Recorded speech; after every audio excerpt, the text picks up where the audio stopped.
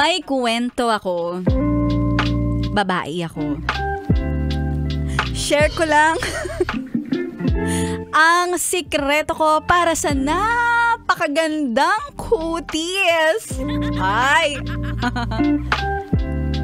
Natalo pa ang 10-step Korean skincare. Ay! Naku. Too good to be true, ha? Ayun ay walang iba kundi sa tulong ng aking jowa. Jurut is the key.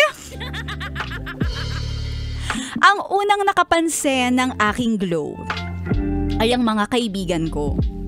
Nagtatanong sila kung ano daw ang skincare ko at bakit ang ganda ng glow ng mukha ko. Ay, wow! Baka naman mangungutang sila, hindi kaya? Kahit minsan ay konti lang naman ang tulog ko.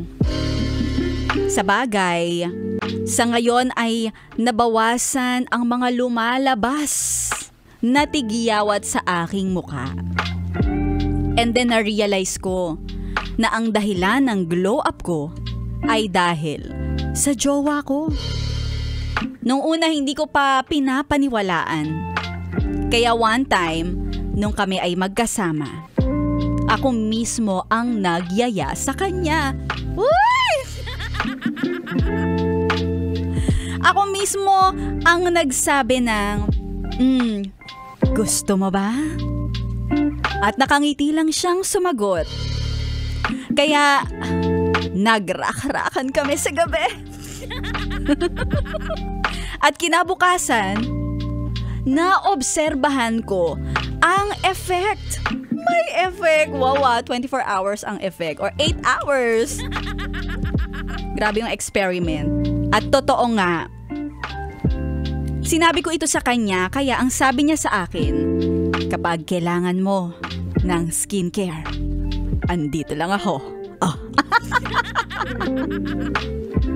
At nung may nalalapit na akong a-attend na kasal, naimbitahan ako kaya sabi sa akin ng jowa ko, halika, pagagandahin kita bago ka pumunta sa kasal. Ay!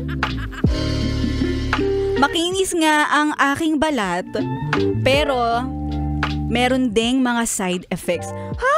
Anong side effects? Pakiramdam ko ang bigat-bigat ng katawan ko sa pagod. Pagod yarn. Banat nga ang balat, banat din naman ang aking buto. Buto?